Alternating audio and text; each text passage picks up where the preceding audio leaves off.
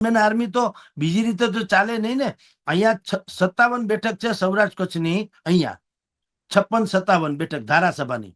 તો 57 જગ્યાએ એવા માણસો મળવા જોઈએ ને, ખાના જેને ગોપાલની સમકક્ષ કહી શકાય. હાલો ઓરેટરીમાં તો કાંઈ નહીં, પણ એવું નથી.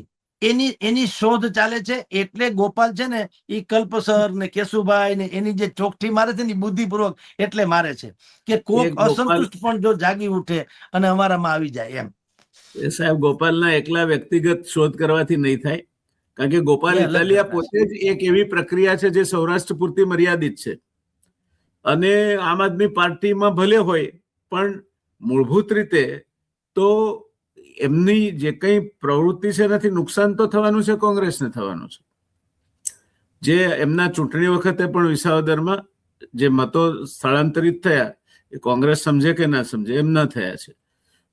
પણ આવા મુદ્દાઓ જે માણસ યુવાન હોય એને એની કારકિર્દી